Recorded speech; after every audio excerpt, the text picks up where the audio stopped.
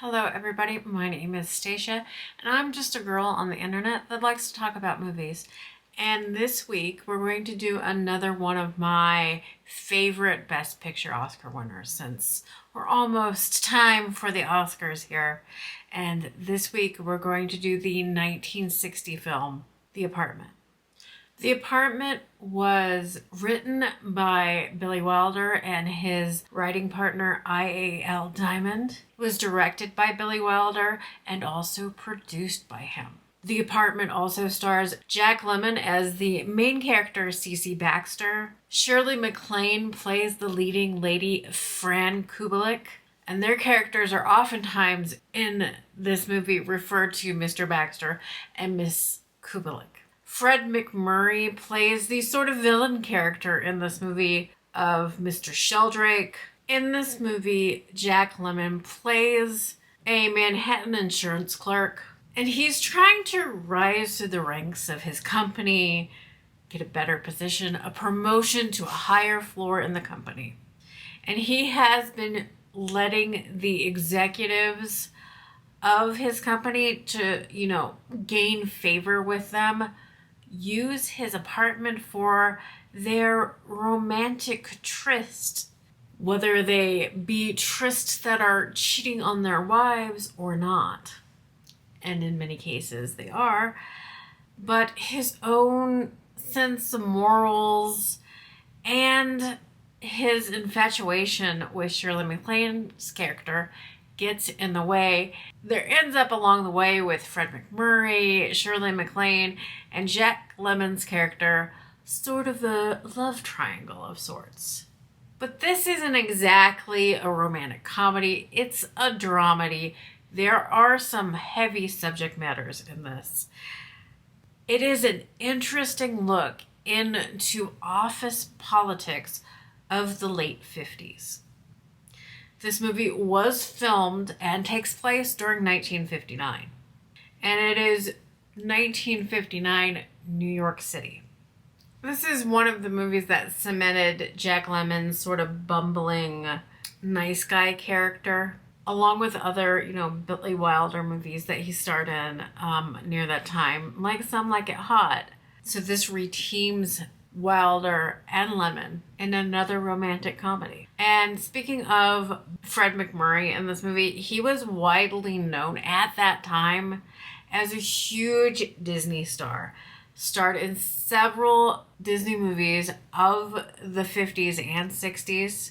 And it's not like this is the first time he played the bad guy in a movie, but that was his film career from, the 40s. Now he was mainly known as a Disney actor. It kind of got him in trouble with his public image. People perceived him as this Disney guy, and people would take their kids to see the movie The Apartment, thinking it was a classic Fred MacMurray family Disney comedy, when it is far from being that. It's about men having affairs on their wives, using somebody's apartment to have these affairs on his wives, a boss cheating on their wives with Miss Kubelik. Jack Lemmon is perceived as a Lothario by his neighbors because they see all these women going in and out of their apartment, going in and out of his apartment. So he has this reputation in his apartment building.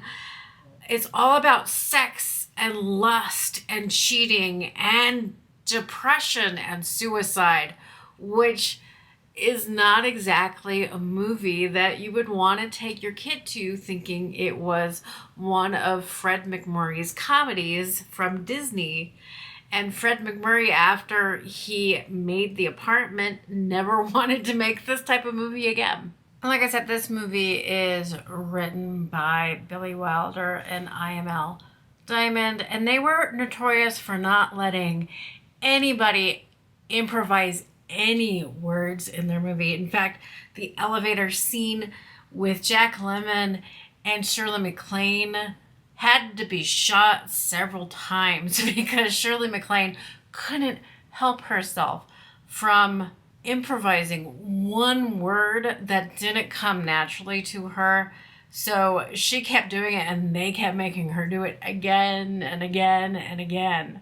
Jack Lemmon in this movie, even, like, there was one scene where he said one word differently and there had to be a 20-minute discussion on whether or not they would let it slide, because they were kind of giving Jack Lemmon a little bit of leeway with the character of C.C. Baxter, but they were still not letting him change any of the dialogue. And this was normal for them on movies, to not want a bit of dialogue change. They wanted it to be shot exactly how they wrote it on the page.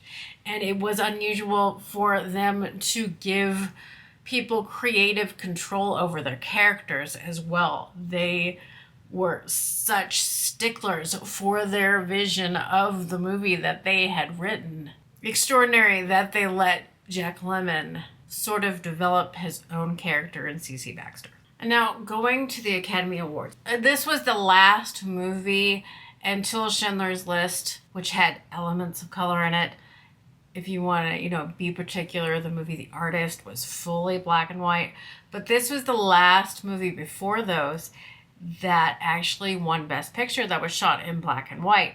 This is also the first movie that one person won Best Picture, Best Director, and Best Screenplay, with Billy Wilder being that person, because he basically did it all in his movies. Although Billy Wilder made some of the most classic movies of all time. Like I said, he is the maker of Some Like It Hot. He is the maker of Sabrina. He is who gave you Sunset Boulevard. You almost can't go through a list of Billy Wilder's movies and not come up with something that is well known by most people in the general public, especially back then. Younger people now might not know him by him. I mean, he also made the movie Double Indemnity. If you want to go back to a movie where Fred MacMurray also played a not so great guy in a movie. And that movie is one of the reasons why he is in this movie, because of previous relationship with Billy Wilder, making movies with him before he became the Disney guy. So at the Oscars in 1961, and like I already said, it won Best Picture, it won Best Director, it won Best Screenplay, and it was an original screenplay, not an adapted screenplay. It won Best Art Direction, Set Direction for a black and white film. It won Best Film Editing. It was also nominated for Best Leading Actor, Best Lead Actress, and Best Supporting Actor. It was also nominated for Best Cinematography of a Black and White Film and Best Sound.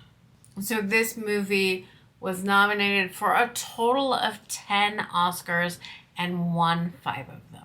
And this is a case where, in my opinion, of the movies that were nominated that year for Best Picture, the exact right one won. There's not any other one on the list of the 5 nominees for Best Picture that year that I would have personally been okay with them winning instead of The Apartment.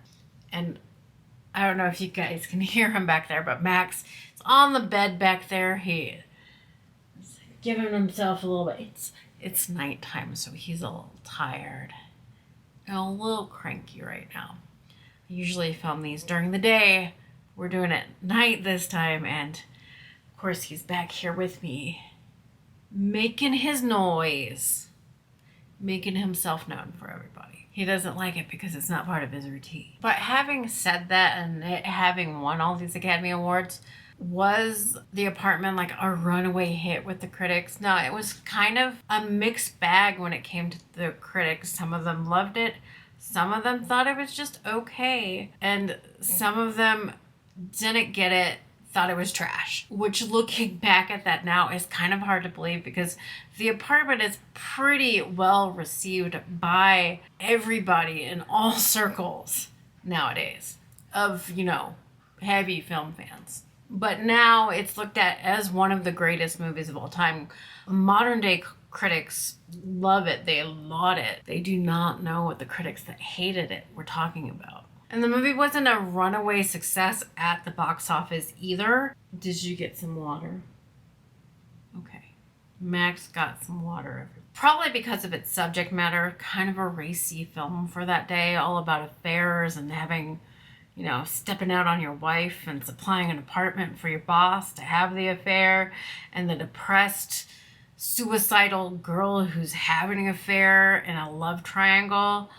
Also, the Fred MacMurray factor of, him being a Disney star and playing a bad guy at this time in his career. So it was made for $3 million and did make double its budget at the box office, but not a huge runaway success, because $3 million for a budget of a film that was made in the late 50s was kind of a higher budget.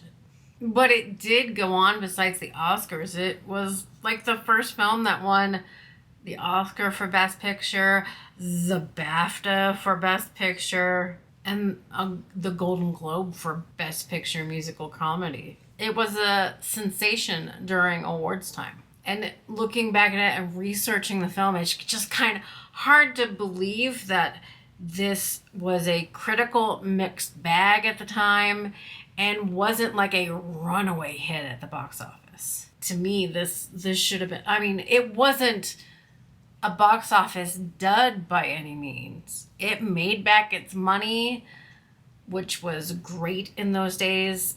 Plus, it made double its budget. So that was successful, but it wasn't a groundbreaking success.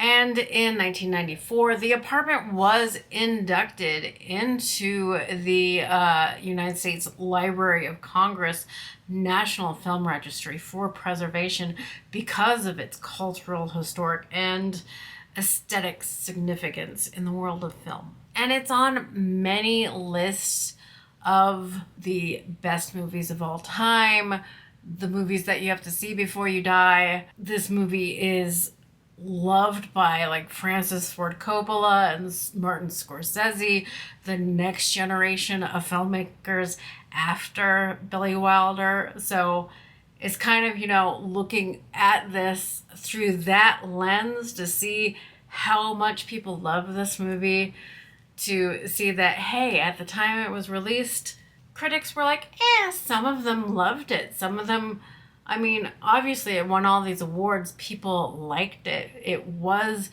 critically acclaimed to an extent, but not critically acclaimed or liked by everybody. Which goes to show you the old adage of, it's not necessarily how your film does when it first comes out. It's how people look at it 20 years from now, 30, 40, 50, 60 years from now. So try to remember that with movies that come out today and aren't necessarily huge hits at the box office. In 20 years, some movies might be like The Apartment, loved universally by everybody. Although, I don't want to overstate that too much. Like I said, won 5 Oscars, including Best Picture, liked by a lot of people, was successful at the box office, just not a huge hit. So maybe I'm overstating this point just a tad. But in the end, if you want to watch a brilliant older movie made in 1959, came out in 1960, won a bunch of Oscars in 1961, you can't go wrong with The Apartment. It is a charming little capsule of a movie that shows you really what corporate life and sexual politics and human politics were not, politics, if you know what I mean, were like in that setting of the late 50s, early 60s, right on the edge where everything changed, where the sexual revolution came in and changed the world for a long time. It's well acted, well directed. It's a humorous story with serious elements, and who really doesn't like that combination of a movie? That is one of my favorite combinations, where you have a comedy with very dramatic elements, which I know puts some people off, but it's one of my favorite types of films. It is human emotions at its finest. It threads the line of being humorous and dramatic without going too far in either of those things. It just shows you the power of Billy Wilder and the charm of Jack Lemmon, which a lot of people say today we have Tom Hanks, who is the sort of modern day equivalent to a Jack Lemmon. Maybe you see on the little bit younger side, Paul Rudd has that Jack Lemmon quality about him as well. That dramatic but comedic, everyman looking type person who is charming, but he's not beefcake, if you know what I mean. And then you have Shirley MacLaine, who is this cute pixie of a girl, but not Marilyn Monroe bombshell, pretty, but not revered by all the men. She is a realistic depiction of what a real office girl would be like, but it's Shirley MacLaine, and Shirley MacLaine is a masterclass. And you have Fred MacMurray, who came from that old Hollywood noir days and found his new way in Disney projects, and then dips his foot back into this, gets backlash from it, and never veers into this type of movie again. But it is a great combination between all of them. You can't go wrong if you've never seen this movie before. If you like sort of the dramedy, rom-com dramedy, if that is a real thing, I think you'd like the movie The Apartment and should absolutely give it a try. But thank you so much again for joining me this week. Like I said, my name is Stacia, and I'm just somebody who likes to talk about movies. This is like my little corner of the internet here where, I love talking about it, and I love slowly building that community with everybody. I love when you comment on the videos, when we talk about movies, and you talk about what you like about this movies, or if you've never seen a movie before, maybe this inspires you to give it a try. I would encourage you to comment because of how much I like getting the conversation going with you guys. Tell me what you think about the movie The Apartment, or if you've never seen it before and end up watching it, tell me what you thought of it. Do you think it holds up today, or do you think I'm crazy? Do you think this shouldn't be one of my picks for one of the best picture Oscar winners? But also, if you like that, consider subscribing to my channel. I'm on track to get 1,000 subscribers this year. I'm trying to do that by the end of June. It's just, a personal accomplishment. This is a little hobby of mine. I'm just somebody on the internet that likes talking about movies. And if that appeals to you, I encourage you to join this channel, subscribe, give me a thumbs up, and leave a comment. I would love that, but I will see you next week for another movie. It'll be my last of my favorite Best Picture winners at the Oscars. So I will see you next week. I love you all. Bye.